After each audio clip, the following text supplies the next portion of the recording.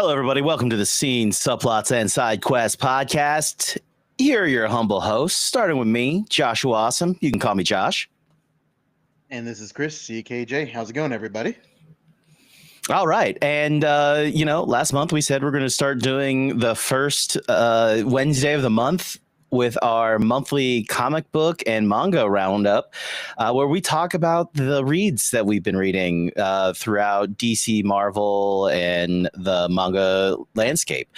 And before we jump into those reviews, there are some comic book related trailers that have come out recently that we're going to talk about. We're going to jump into some of the mangas we've been reading, mainly Boruto, Black Clover, Chainsaw Man, and The World's Best Engineer.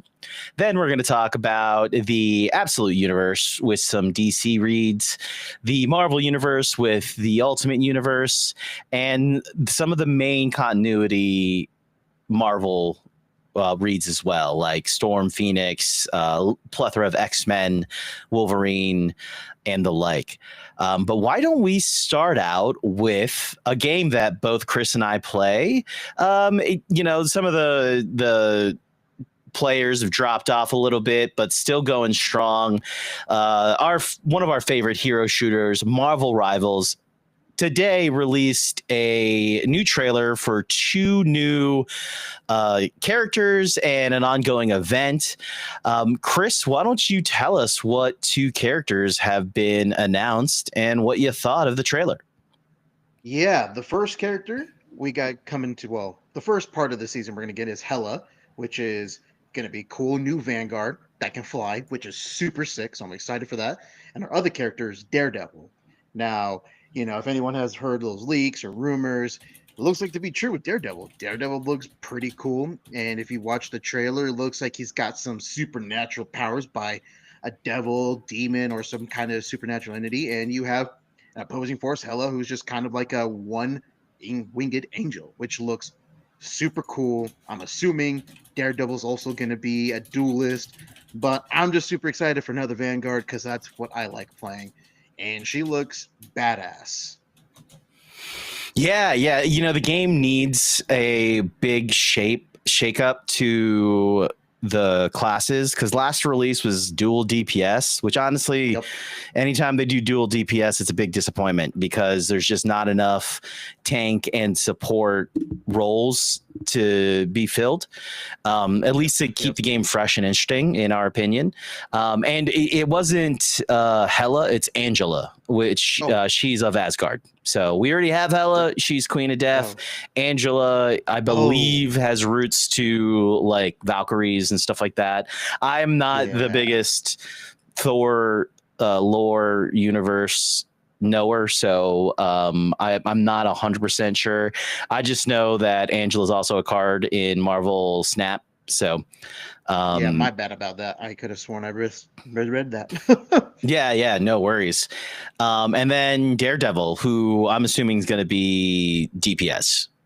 Looks DPS. I don't see how Daredevil would fit into a Vanguard or support role based off of his moveset and stuff. But I thought the cinematic was really, really cool. I thought that it's awesome where they're having these kind of like spirits intertwined with them. And I think they're playing into Daredevil's close connection to the hand, which I think is pretty awesome. Because I don't know if you've read a lot of Daredevil, Chris, but Daredevil at one point does become the leader of the hand.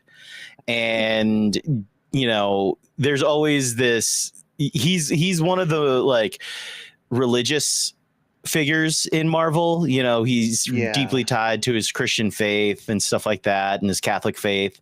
And when he's like leader of the hand, I feel like he's definitely tested in his morality and ethics a lot, which is interesting.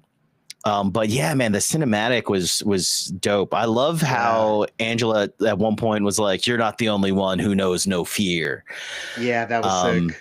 Yeah, because fear is a pretty big plot point in both DC and Marvel universes and stuff. When you have a literal energy corp in Green Lanterns based around fear, and then with Marvel, the Greens, their version with Man Thing is you're fine as long as you know no fear around him. Yep. Yep. Burn at his touch. Yeah, yeah. So I'm excited. I haven't touched Rivals in quite some time. I've been doing a lot of RPG playing, so I haven't really jumped on to that, nor Overwatch. Those are my two most played shooter type games. I'm big on hero shooters.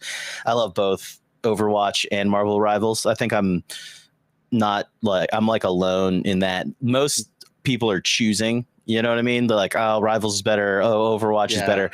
But I've been playing Overwatch since Overwatch 1 and like am very deeply rooted into all the characters. Like I know most of them, maybe except for the last 3 new characters that have been released. But I know Overwatch so well, and that's why I picked up Marvel Rivals so well as well. Except for Jeff in the beginning, I had no idea how to spit and swallow teammates and enemies. I was just kamikazing, killing anybody who was in my path, whether they were good guys or bad guys. Right. Well, because I was on the opposite. Marvel Rivals was the first six-person shooter that I played, and then you introduced me to Overwatch 2 a couple of weeks ago, and they play different, but they're both fun in their own way, which is really cool. So it's kind of weird to see folks be like one's better than the other. I think they both got their good points and bad points. Yeah, but that's like fandoms, right? Like we cover both manga and comics, and I'm sure there are people who are like, ugh, manga's better. Fuck comics. And there's plenty of people who are probably like, ugh, manga's weird. Read comics. You know what I mean? So fandoms get, just like nerd culture, they get so fervent about their fandom, which is what makes you a nerd, right? You can be a football nerd, you can be an engineering nerd. You just dive deep into that passion, right? You just get super passionate and obsessive over something. And I think that you could be a nerd for anything. You could be a nerd for trains. You can be a nerd for politics. Like all it takes is the zeal to obsessively follow something. Totally. But yeah, like the cinematic, I do like the whole dragon and tiger behind each character look like they're gonna fight, like that traditional martial arts film, which I'm excited for, especially the new map.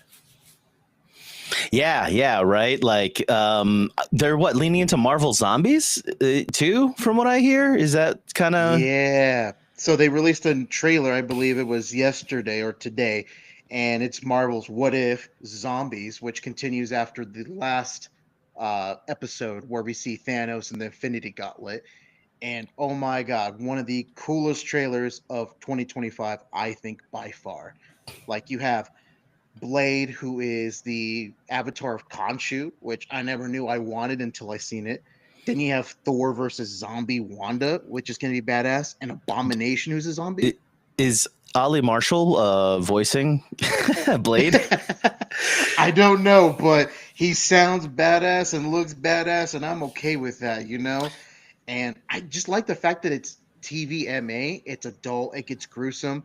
Like, spoiler alert for anyone who hasn't seen the trailer, go watch it, come back, or prepare to be spoiled. But there's a scene in there where Spider-Man flips over a horde of zombies, rips 10 of their heads off with his webs. I'm like, what the hell just happened? This is crazy, dude.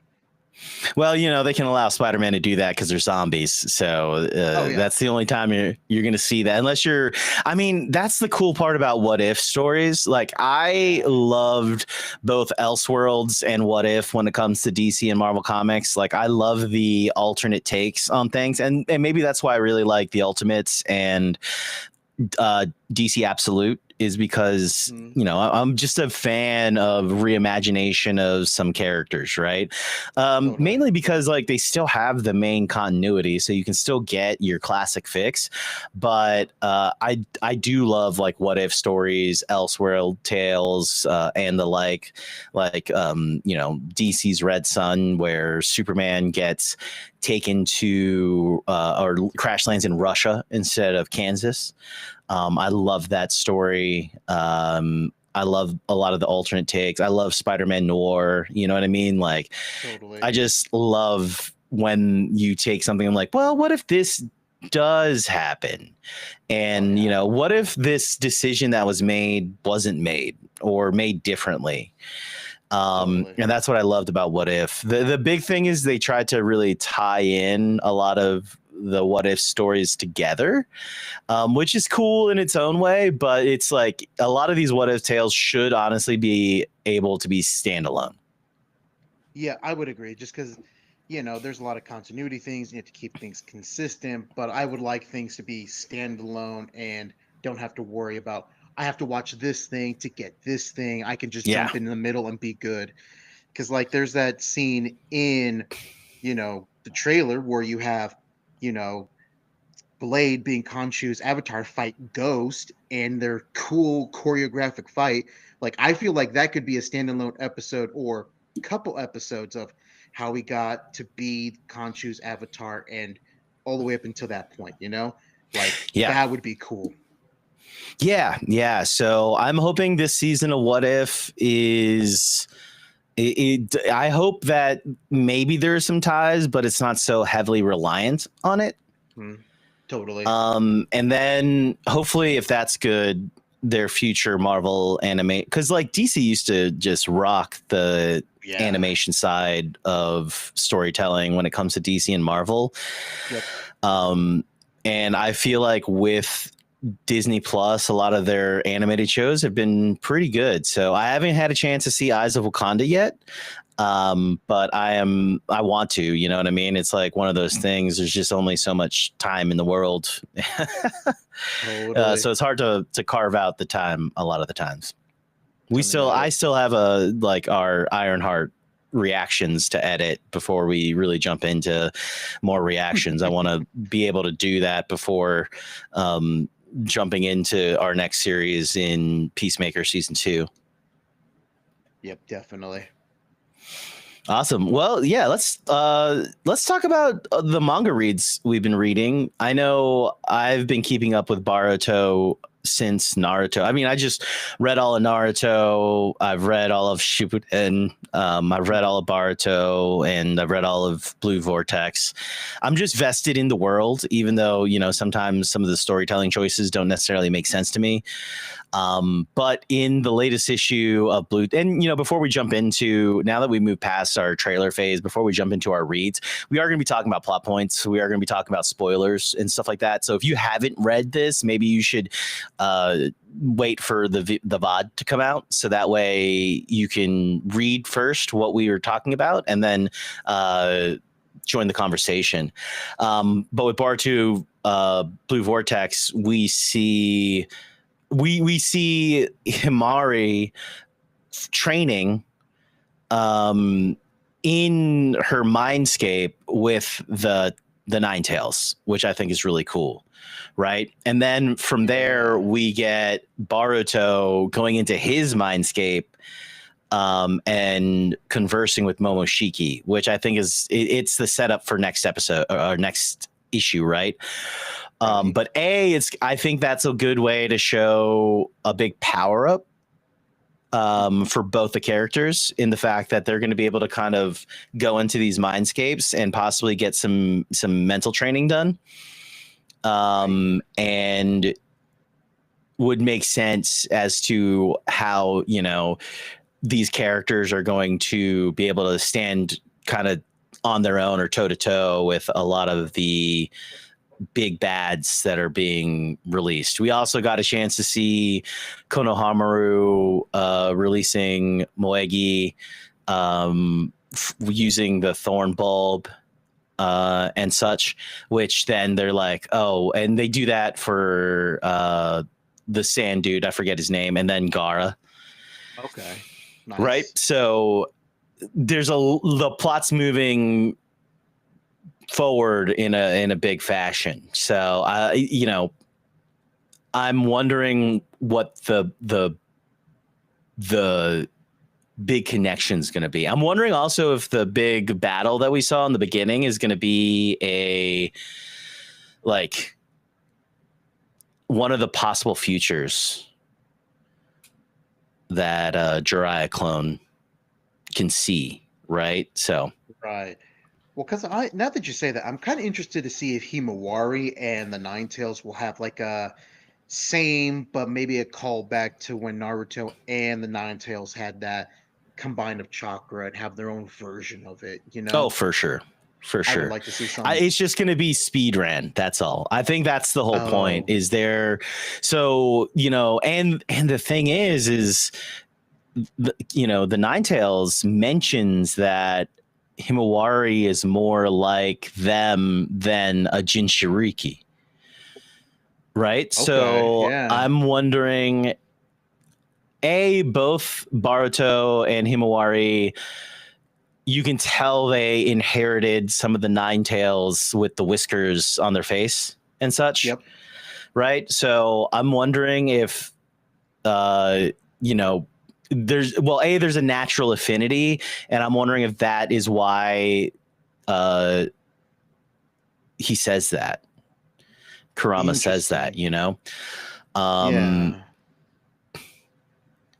and I feel like a Ninetales with the Byakugan, dude. Oh man. I mean that's pretty badass. She might not need a Sage mode because she's going to have her Byakugan, and I wonder how that's going to be enhanced by the QB's chakra.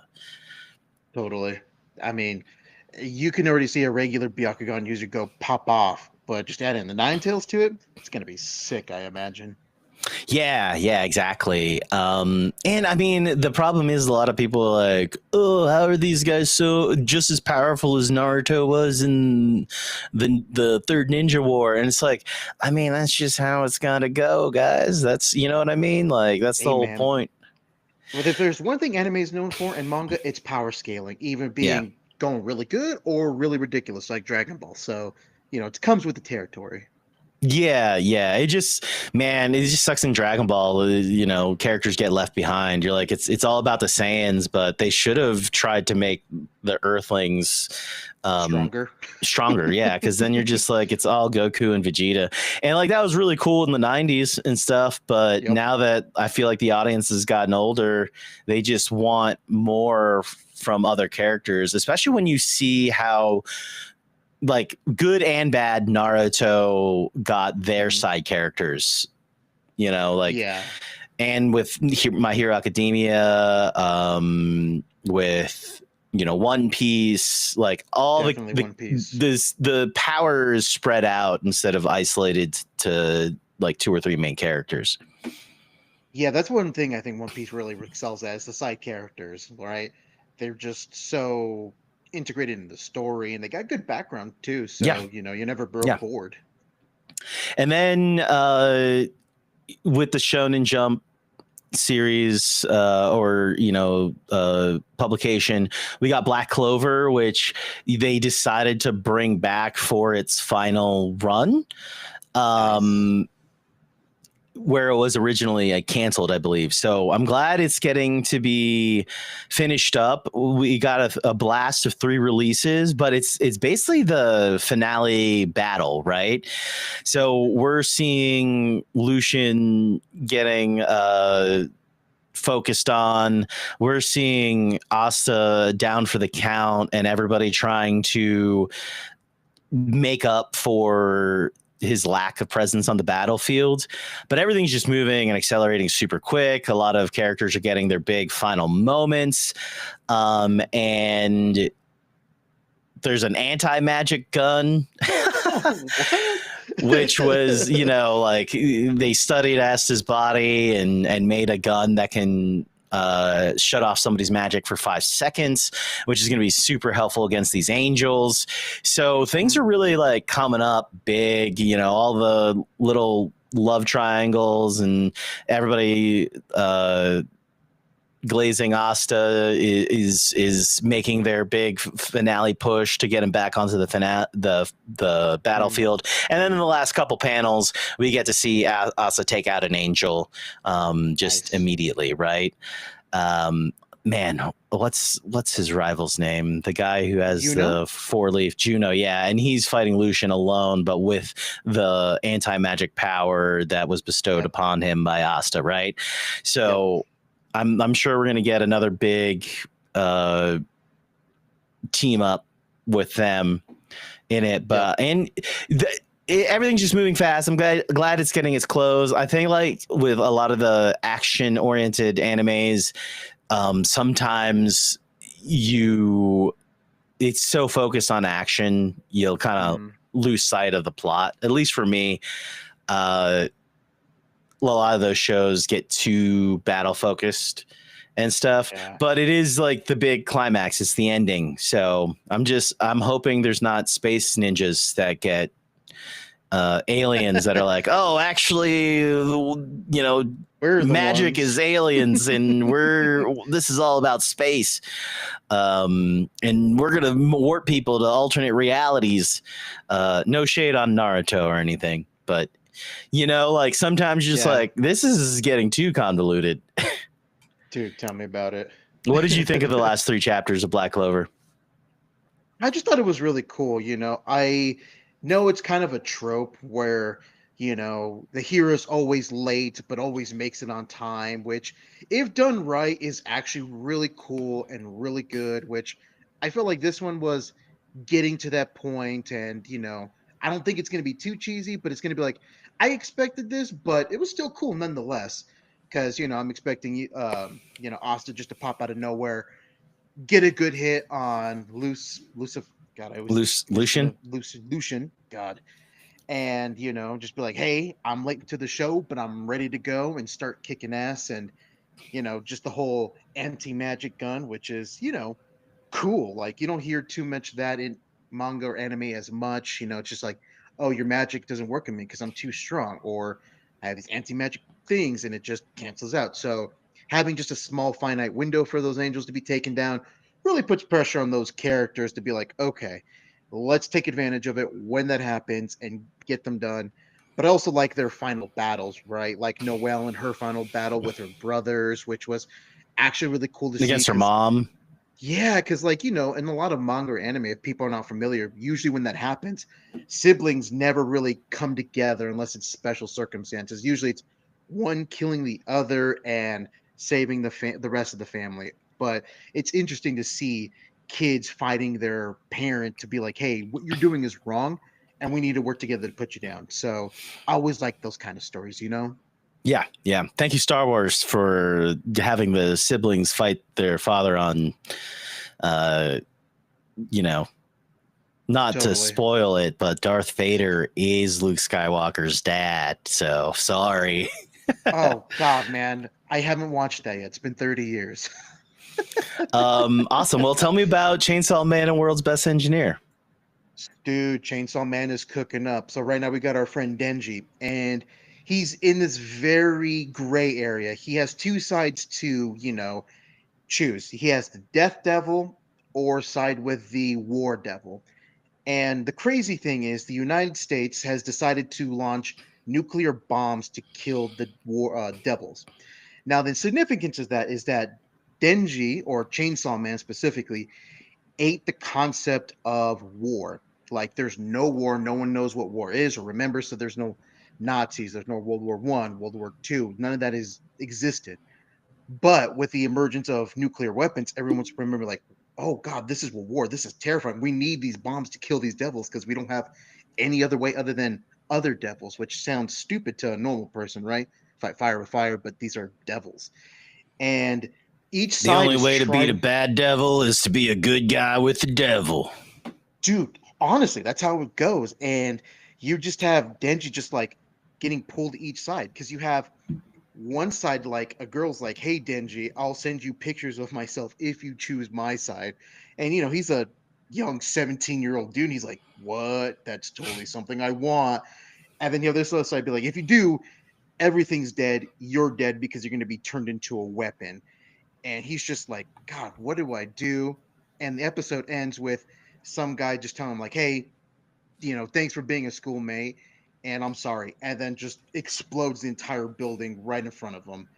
And I'm just interested to see if he's actually going to become a weapon and use that to beat the war devil, or is he going to choose the death devil and make a worse choice by siding with death itself, one of humans' primordial fears of Right. the worst thing that can happen. And I'm just like, Fujimoto has done a crazy job of keeping you on your toes of what to expect, not what to expect.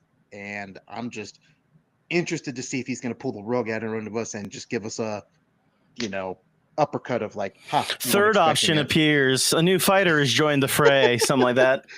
Dude, that or just something he's stupid he pulls out of his rear. Be like, oh, I chose to do this. So that has been real fun. But Okay. getting into my, you know, oh, sorry, go ahead. Oh, I was about to ask about World's Best Engineer.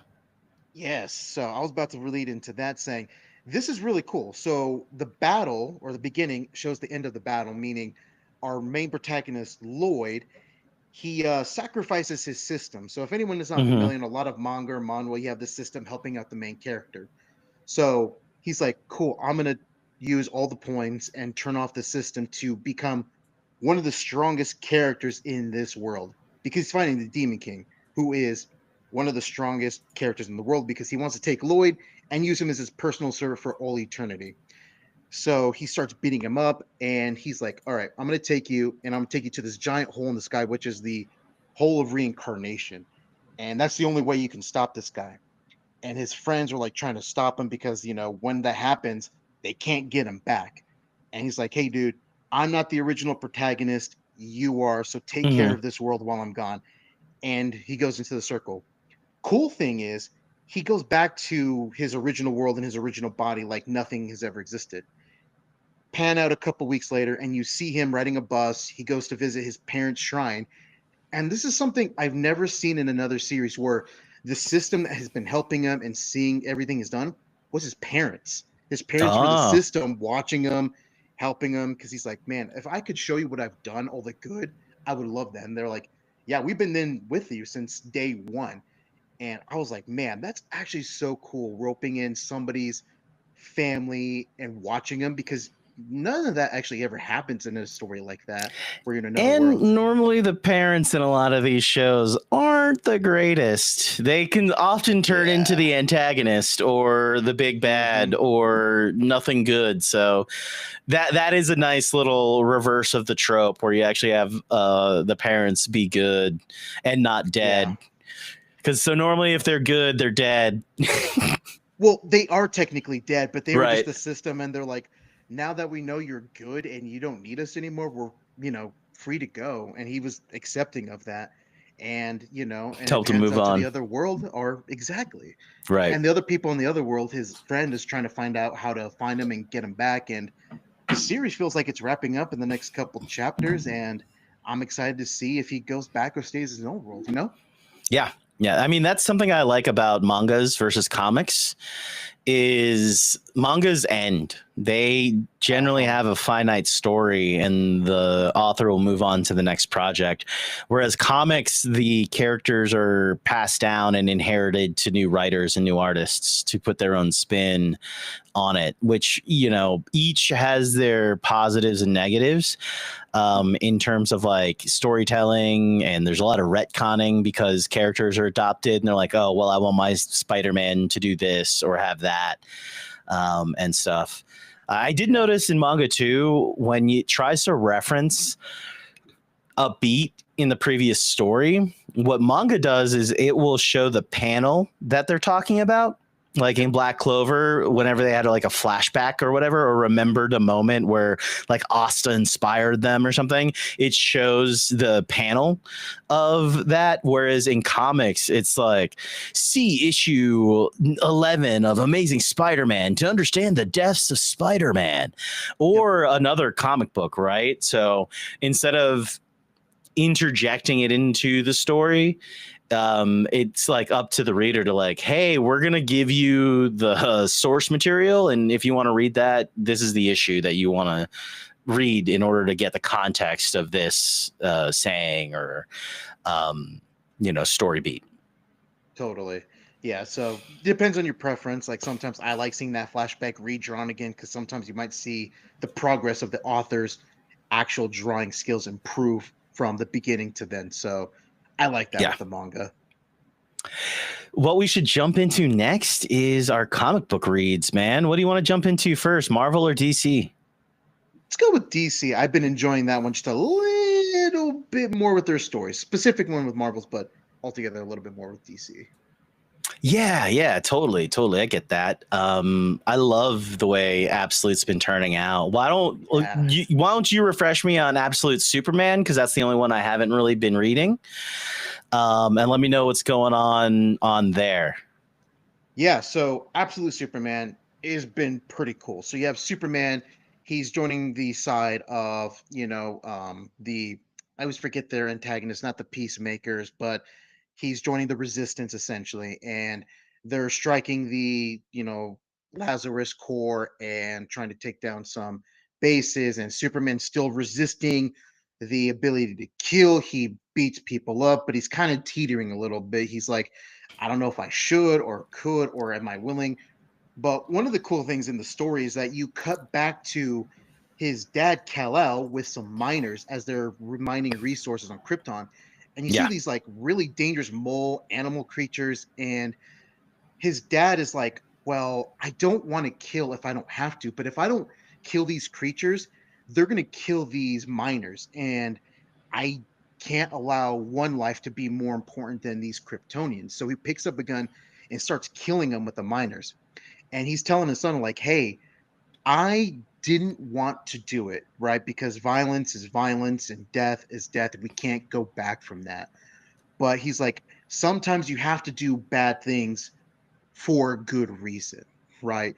Because sure. he had to kill those monsters to let everyone else live. And he's remembering that as he's fighting the Lazarus Core, which, I'm like, okay, that's good. And then you see Lois's Lane's dad come in and grab a kryptonite gun from Razel, or Rachel, or however he pronounces his name. Ra's al And Ghul. yes, thank you. And he grabs the gun and he flies off. He tells his, Lois, like, hey, thanks for not being on the other side. I know you made the right choice by joining Ra's al Ghul. And he starts fighting Superman, and within like 10 seconds, Superman beats the crap out of him. Now, the important Mm, thing to know is that they chose a specific place on the planet where there's going to be no sun for 37 days because Brainiac, spoiler alert, is working with Ra's al Ghul and being like, hey, if you want to be Superman, we're going to be here because strategically, no sun for 37 days, and he's powered by the sun. So after he fights, he lands, and Raish is telling him like, hey, you're my son, not by blood but by you being here with me because I'm the father of right. this entire planet. And one of the coolest, what's that word I'm looking for, flips of a story is that Talia Ghul has been the leader of the resistance, starts killing everybody and stabs Superman in the back and watching him bleed. And I was like, what? Talia was actually the leader of the resistance to get to Superman? I was like, that is crazy. Because now that Superman's lying in the dirt, he's dying in pain, Ra's al Ghul's being able to take him and potentially brainwash the dude. It's interesting how they're making a Batman villain a Superman villain. Yeah.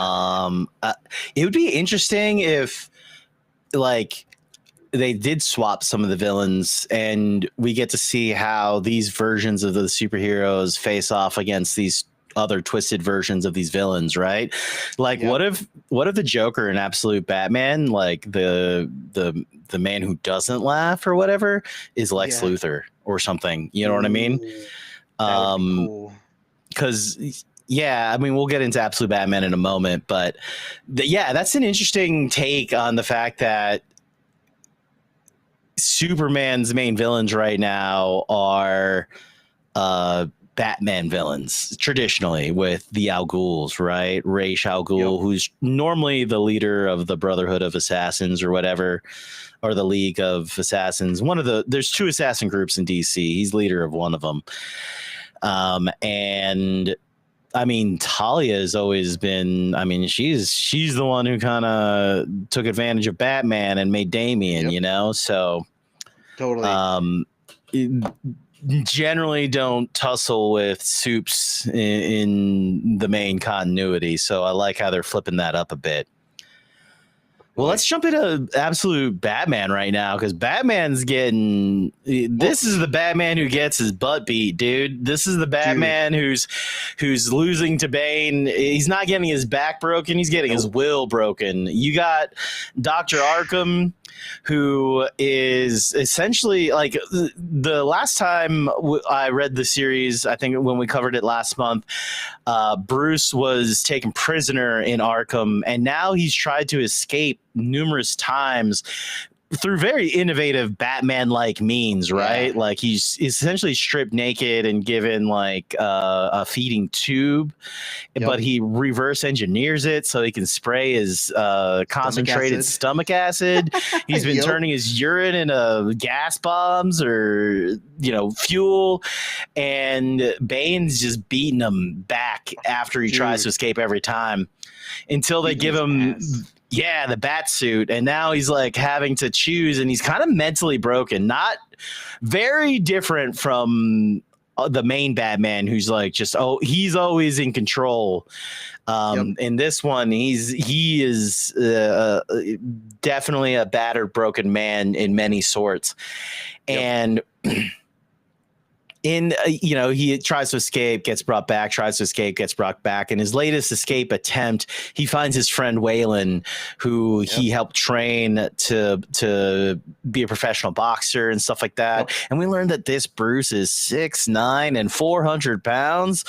Man, dude, if we get this version of Batman, we got the Big Show. He needs to come out and play this version of Bruce pretty much. And then Bane towers over him, so he's kind of inhuman. But and he tries to escape with Croc, reminding Waylon who he is, and Bane's just essentially on the hunt for him. This Batman is nowhere near as capable and doesn't seem like, I mean, he has the will and resistance, but I'm wondering how far like the battles between Batman and Bane in this universe are. And we know that Bane is also like in charge of Arkham to a certain extent. So this Bane is a little bit, he's definitely more, I mean, the Bane has always been cerebral, but they're really kicking it up a notch with this version of Bane. What did you think about Absolute Batman? I thought it was cool. I did like the way that Batman reminded his friend, like, hey, Waylon, I am Bruce. Let's escape. I know you're in there. I know you're scared. I know you're frustrated, but, I like that whole dynamic. Rides him out. He beats the shit out of Bane real quick and throws him through a window wall. And out of nowhere, Waylon just eats two scientists with his mouth that's wider than his body and just crunches them, which was cool. I'm not going to lie. But my most pressing question is, what experiment are they running on Bruce that they're so interested in? Are they going to turn him into a mutant like Bane, like Killer Croc? Or are they trying to make a super soldier and control him? Because he has a whole bunch of those green scars on his back and head, and he's bald. And like, what are they doing? And that's the big question I'm trying to figure out. Is what if they make him into the Man Bat? Man Bat? Yeah, that's what I'm thinking. That would be really cool.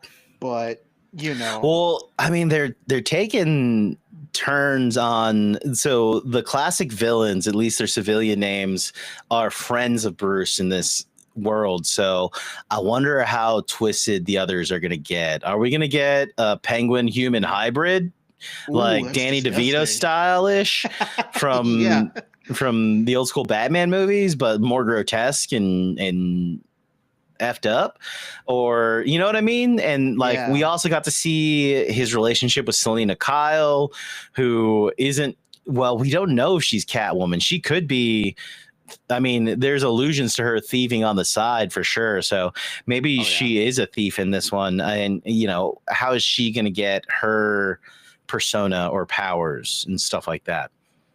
Yeah, I'm excited to see how twisted these friends of his are going to be after they find out what happened to him and Waylon, and are they going to spread this across everywhere in, Gotham City, this mutagen or whatever they're trying to do. So I'm excited. to round off the big three, we got Wonder Woman, who, man, this is, I think, my favorite book from Okay. Absolute. It's got one of the cooler story beats in Wonder Woman being raised in hell, but man, the Mhm. visuals and the Oh art yeah. style and the the way her being trapped in the labyrinth is kind of going down. I love it. It's one of the more unique and interesting takes, yet still feels very Wonder Woman. Oh yeah, I love the book and the art. Like, there's a scene in her where she gets like almost like a hallucination of Yeah, like a she starts drug or tripping. something. Yeah, and you just see everything from her eyes in that state, and you're like, "Whoa, this is trippy, dude. What is she seeing, and what's distorted?" And I'm like, "Whoa, this is sick." Yeah, I mean, the especially what they're telling the story, like half the story is in present time and half the story is kind of flashbacks to her, and it just kind of shows like her warrior spirit and her heart combined when she's just like fighting off a giant cat demon to save a tortoise, Yep. you know. Yeah, man, I'm really liking the Wonder Woman interpretation and reimagination in DC Absolute. I'm wondering how a meeting between the three would go, you know? I feel like, Batman would be obviously not trusting any of those two with superpowers because it feels like he's already gotten his ass kicked by people who are just barely stronger than normal humans. Now you have two that are beyond normal human. Then you have Diana, who's probably just going to be like, "Oh, okay, you guys are not a threat, but you guys could be friends." And then Superman not going to trust anybody on that planet, so he's going to be like, "Come near me, and I'm going to hit you really hard," right? So I think that'll be cool to see when that happens. Yeah, yeah. And I'm so the whole concept of DC Absolute is this is Darkseid's version, right? So is that why we're getting Batman getting beat so often? Superman not Yeah. being so like altruistic and goody goody, and we get a Wonder Woman denied her Amazonian roots and raised in hell. You know what I mean? Like, and is this in order to have Darkseid be able to break all three so that way they can fight their main counterparts? You know what I Yeah. mean? Like, I feel like a lot of their stories are specifically being manipulated by Darkseid in a way to break them. And right now, Wonder Woman seems the most unbreakable, Oh yeah. but she's dealing in such a different scale in dealing with gods, and their machinations. So yeah, it's interesting. I want to know what the bigger picture is. Like, is this going to be like, because eventually the Ultimates in Marvel the first time got so popular that they just kept continuations of their runs, right? So I'm wondering how long these Absolute versions are going to last. Now, I have also been keeping up with the Flash and the Green Lantern, and I haven't really read much of Martian the Manhunter. Of those three, what have you been keeping up with? I was gonna say the Flash. I know tits and bits and pieces of the Martian and Green Lantern from videos. But I just finished up earlier today the issue 5 of the Flash. Yeah, so the Flash is gotten super interesting. I love in the latest issue. First, I love the reinterpretation of Grodd being a Oh smaller yeah. monkey with mind powers instead of a giant gorilla. Although he's not called Gorilla Grodd. I wonder if he's going, since he's like alien like, if he's going to evolve into a stronger being or something like that. But Grodd and Wally have a connection, and Grodd's kind of leading Wally to other metas. I don't know if that's what they're going to be called in the Absolute Universe, but other metas who have been experimented on. And we have Heatwave, who my main knowledge of this character is from the Green Arrow show, so not really in continuity at all, but they still have the connection where he is a part of Captain Cold's team originally, and somehow Wally was able to absorb his heat. So I'm wondering if the Speed Force or the powers that he's tapped into is more than just being fast, right? So, and there's a lot of interesting allusions to his place in time, which I think is really cool. Yeah, because like major stories with the Flash that I know are that he travels back in time or travels forward in time or uses speed and time to fix a lot of problems. But seeing him being in the future, past and present at the same time and causing those issues is really cool spin on the Flash, Right. like so fast that he's everywhere all at once, but that's causing him extreme pain, or the universe is being damaged because he's doing it, which I think it's pretty cool, right? Whole new spin. A flashpoint, you know. Exactly. But that was Barry. So, well, I don't think Wally's ever done that, but I'm not 100% versed on Flash either. So it wasn't I was more of a Marvel kid growing up. So specifically Nice. X-Men. Mm. Yeah, man, the Flash has been super interesting. It has been a little bit more, I feel like, low key than the Superman, Batman, and Wonder Woman. Less horrific in many Yeah. ways, but it's cool that they introduced Ralph and Sue, and they kind of like help wayward children and teenagers. I think it's cool, the Captain Cold team and Dr. Thawne sending them off. And then you have Wally's dad, who's kind of this wild card, I feel like. And I don't know if Barry is dead. I think Barry might be trapped in eternal pain right now, within like whatever Speed Force variation they have that they've tapped into. And I think he's been calling out to Wally throughout time, being like, yo, help, dude, stop running away from me, please.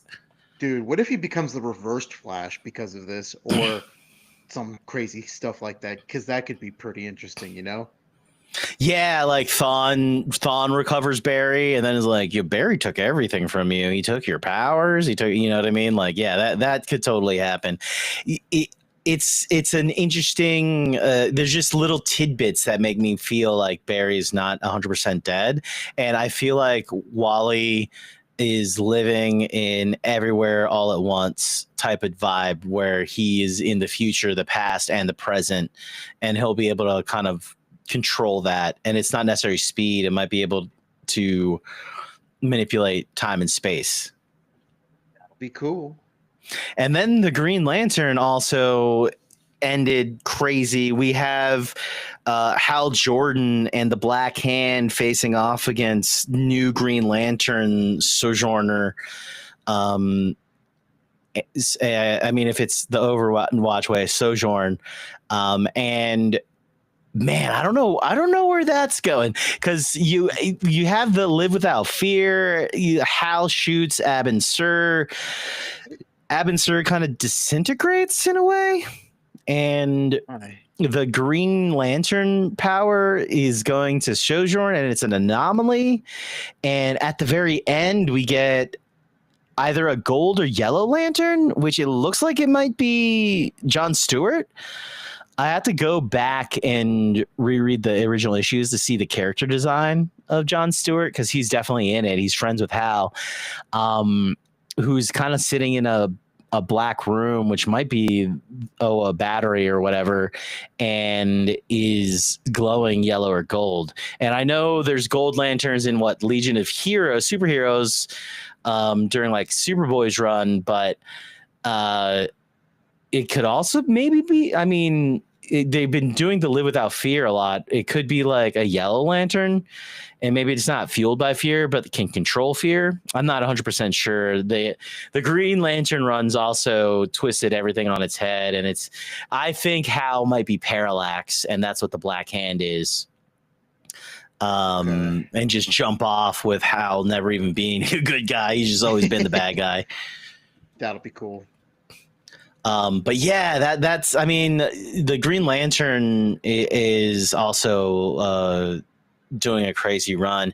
Let's hop over to the Marvel side of things. We'll save Hellverine and Spirits of Vengeance for next week, but let's go ahead and talk about the Ultimates, Ultimate Spider-Man, and Ultimate Wolverine first, and we'll jump into the rest of the Marvel properties we've been reading. The Ultimates, there was a lot, but a little that happened in the Ultimates, right? We learn, or not learn, but the team learns that Doctor Doom is Mr. Fantastic. He has been messing with the time stream. His goal, his version of fixing the world is to change the past and change reality.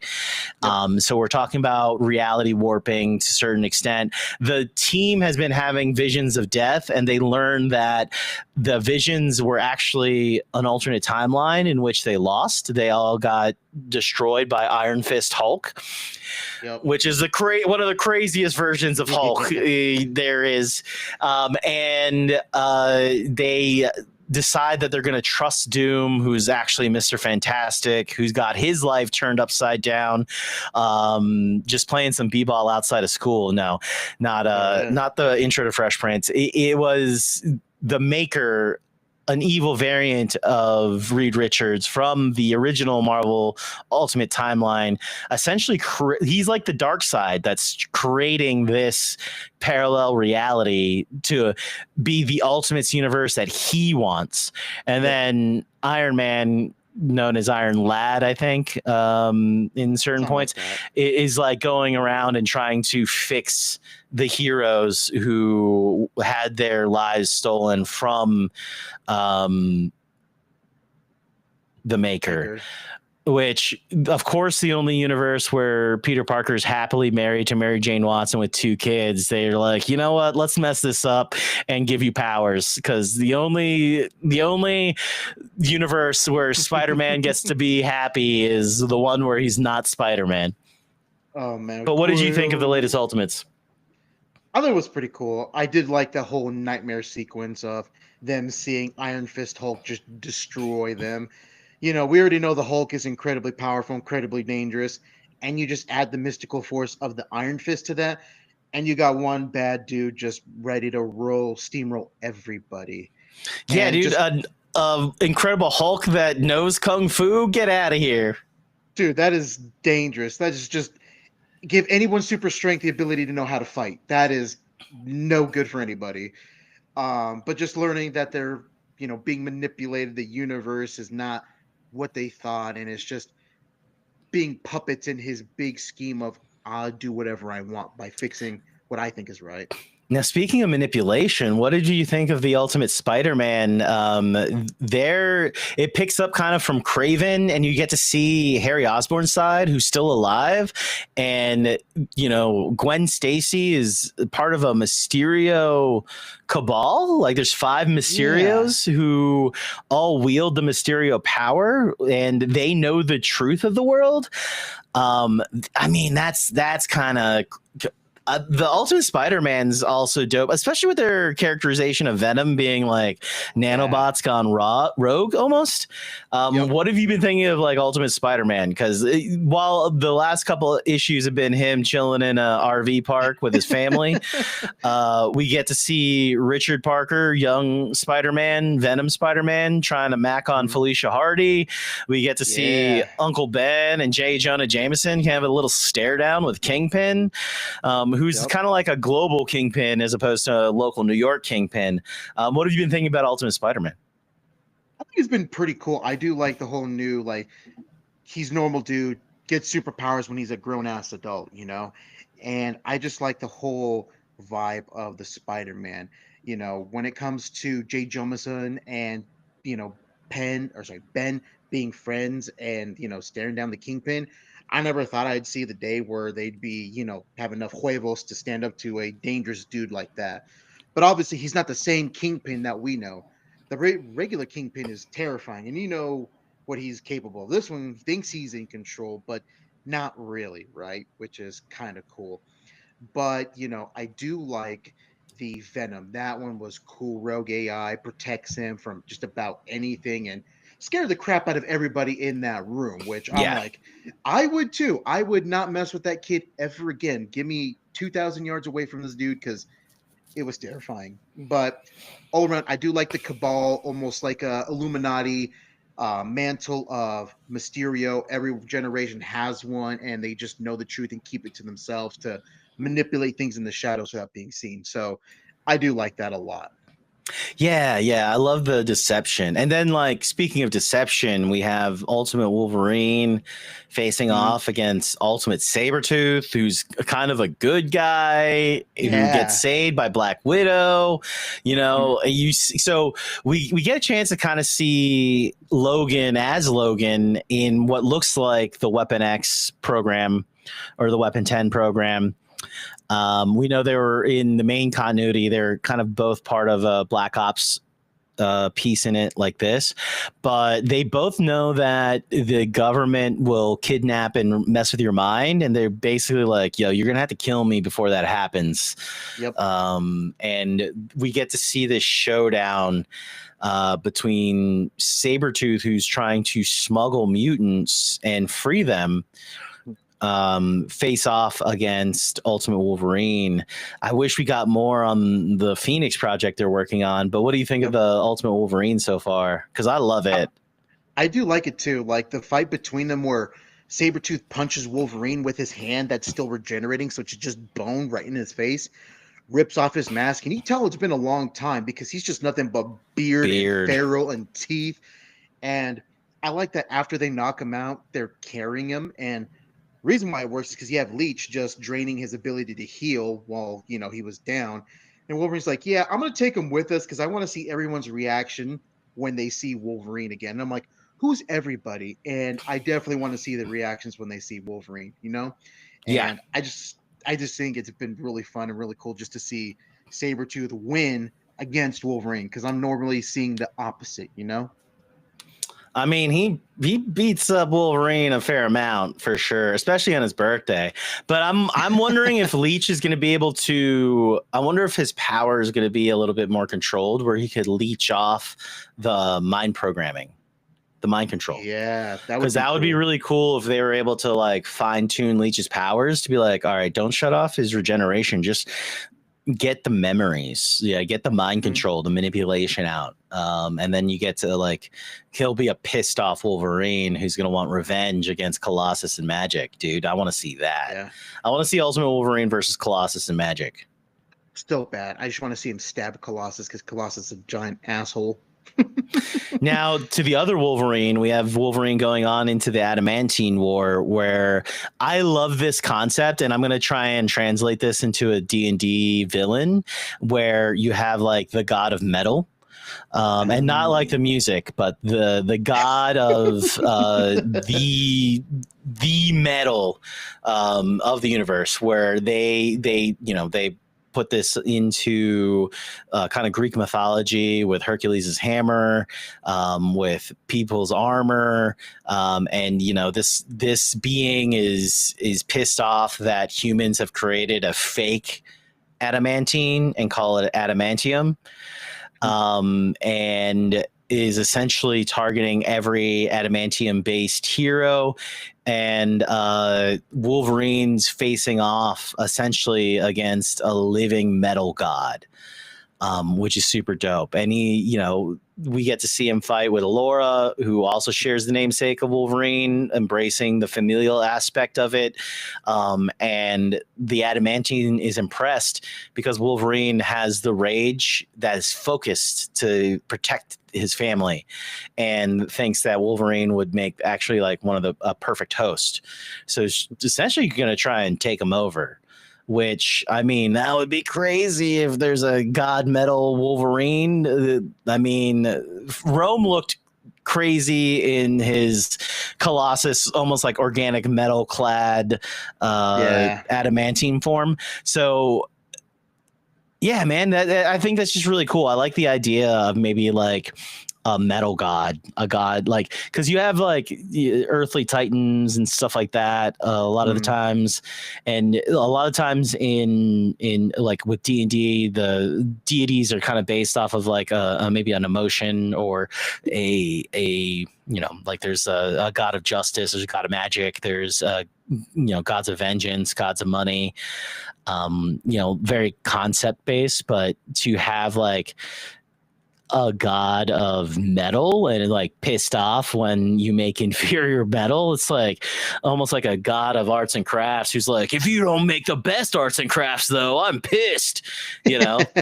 So Right. I just think I want to adapt that into a D&D or tabletop RPG villain, because I do like that concept, and I thought it was really cool when they were doing it. Oh, totally. That sounds really fun. And so, well, tell me about Storm and Phoenix, because I know you've been keeping up with those two. When I talk about Wolverine facing off against a god, they're kind of doing the same things, but they're way more powerful than Wolverine. Oh yeah, we'll start with the Phoenix. So kind of lead off to Phoenix where she senses her sister Sarah, who she thought was dead, but actually she is alive. And she's trying to find her. She talks to Scott like, "Hey, right, sister." And Scott gives Alive. her alive. Tells Scott like, "Hey, this is what I'm dealing with." Scott tells her like, "Hey, just go see her, just see what's going happening because you're the Phoenix who can stop you."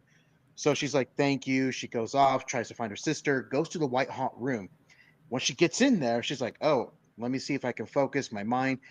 Struck by immediate pain and immediate power. And as she's falling, her sister catches her, and she's in the hot white room, which shouldn't be possible unless the Phoenix brings you over, which is crazy in its own right. And she's like, "Well, how the heck did you find me?" And she's like, "Hey, we have other mutants who have telepathy that helped me find you." So they brought her and took her to this like sanctuary where you have a whole bunch of mutants with psychic powers. Right. And then it cuts off to one of the characters I was not expecting to see in this series, Cable. And any for anybody who does not informed about Cable, whenever there's a disturbance in the past that affects the future, he's going to go back to the past to figure it out so that way it doesn't destroy his future. So he teleports, and we know where exactly he's going. He's going to go fight Jean, and I'm excited to see how bad she beats him, or he tries to convince her. But I'm excited to see how that throwdown goes because Cable don't play around. He'll kill anybody that gets in his way. Yeah, but we're getting, Cable, who has to fight off a genetic virus, so he's never at 100%. He's always fighting with an injury. Yep. And So and tell that's me been about interesting. Storm. Dude, Storm has been getting crazy. So right now, Storm and Thor are getting ready to fight this god named Hadar, who's like one of the first gods of thunder or lightning or elements. Now, to kind of give you verbatim what he did in the comics is in the beginning of time, he actually grew so strong that he wove eternity into a cloak. He forged death into a club. The Phoenix Force was his armor, and Infinity was his shield. And no one could beat him. So, if any of you who are familiar with Marvel Comics knows, these entities are the top of the tier, unstoppable, And they were unless his you rival them. accessories. Exactly, armor, and he's just like wearing them proud, da da da da. And then you just see the one above all is like, "What the hell did you do to my children?" And we cut off from there. And essentially, what's happening is you have these different thunder gods like Zeus and Aztec gods, and all of them like, okay, do we side with Hadar or do we fight against? And to no one's surprise, due to survival, they're going to join Hadar. And it's been prophesized to Storm that you have to stop Hadar, which, if anyone hasn't been paying attention, she has to fight somebody who only could be beaten by one above all, who is essentially God. Like, if God is the only person who can beat you, then there's not really much you can do. So I'm interested to see how Storm is going to face off against such a terrifying threat that is Hadar. Yeah, that's Storm and Phoenix are starting I mean, Wolverine fighting off against a god, he's gonna get his butt beat. But Storm and Easy. Phoenix, they have chances, especially with their power ups and stuff. Now, Yeah. I've been reading the X-Men lineup. We'll finish it off with the X-Men lineup. I've been reading Uncanny X-Men, which is Rogue's team, the X-Men, which is Cyclops' team, and Exceptional X-Men, which is Emma Frost's team. And these are examples of how villains really make the antagonists really make the team, because I wasn't a fan of the Exceptional X-Men at first. But man, they brought in Sinister, dude. Sinister's been the bad guy the whole time. There's this magnate who's been making an app that is he's like supposed to be like altruist, but it turns out it's been Sinister. One of the X-Men, the newer X-Men's power is it's like a emotional psychic. He's like an empath that can control people's moods and feelings, and Sinister has no feelings. So he's like kind of interested in being able to combine the technology of the app to kind of control people's like moods and trying to take control of this mutant's powers. And that's his whole thing, is he's just trying to add to his arsenal and collect more mutants' powers. But Sinister is always if Sinister's involved, it's bad news always, right? So the Exceptional X-Men's kind of shot up. It's like, oh, well, this is interesting now. You know, like there's a lot of cool. It moved slow at first, but it's really like ramped up. And then Cyclops' team is the most militant of the teams. Exceptional X-Men, I think, is trying to be the most in tune with current youth. You know what I mean? Like they're really talking apps. A lot of them are still in school. They're dealing with different dynamics that a lot of younger teens and stuff like that might have to deal with today. I feel like Uncanny X-Men is trying to be like that classic X-Men. And I feel like X-Men is the militant X-Men. Cyclops' team is dealing with another exceptional villain in Cassandra Nova. We find out Cassandra Nova's been behind a lot of everything that's been going on with Cyclops, and she's kind of sent her own anti-X-Men team who are trying to usurp the X-Men name, and they're dealing with like this 13-year-old mutant who can't control their powers, who's basically a giant kaiju, you know, clone beast, because man, Beast has gone through it. He went down the dark side, and now they have a clone beast who's like before he went evil, before he broke bad, and he helped Magneto control his degenerative X gene disease, which essentially makes his powers go out of whack. But he's able to form a giant sentinel to fight the kaiju to save Alaska. And the X-Men are fighting Cassandra Nova's X-Men team, who have a lot of intel and have faced off against the X-Men before. So there's a lot of back and forth moments. Cassandra Nova, scary AF, and oh my God, what is her plan? How is she gonna destroy the X-Men this time? And then you have Rogue's team, which I think is more aligned with old school X-Men.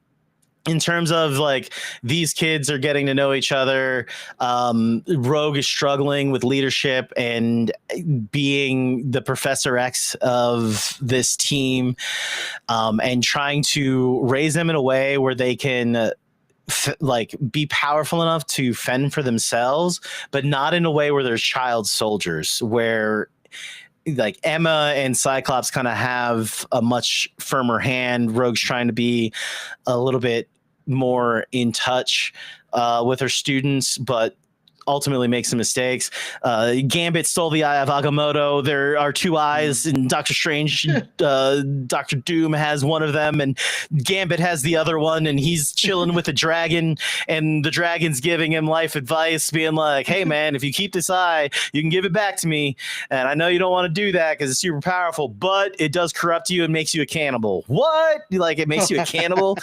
That's crazy. Yeah, that's like, it was a crazy twist in the story, but Gambit ultimately chooses to bear the burden and to try and fend it off. And they introduce, like, they're fighting Grey Malkin. They're kind of fighting the world, which is why, I mean, their antagonist is the perception of mutants. Um, which is what all mutants always kind of have to deal with. But they also are dealing with this demonic door that leads to an abyss guarded by the man thing. And you know, they're dealing with mutants that it's cool because they're going into the past and delving into this new, I don't know if they're really a villain, but a new player within the X-Men universe. And what started off as my most favorite comic with Uncanny X-Men has now kind of dropped off because they don't have the heavy hitter. I mean, they're teeing up their own like villain, but when you got Cassandra Nova and Mr. Sinister in the other books, you're kind of like, oh, well, we got all the history there. Let's figure that one out. But that I'm enjoying all of the X-Men comics, and they have their ebbs and flows on which one has been my favorite. But I am loving each of them in different ways. Nice. Cool, man. Well, we've gone a little over our normal 1 hour time. But anybody who is listening, thank you so much for listening. And feel free to tune in, like, comment, and subscribe. Let us know your thoughts on some of the comics that have been coming out, some of the manga, whatever you want to pronounce it. Marvel and DC. Let us know what you think. Thank you so much. I've been Joshua Awesome. Peace out. This has been Chris, CJK. See you later.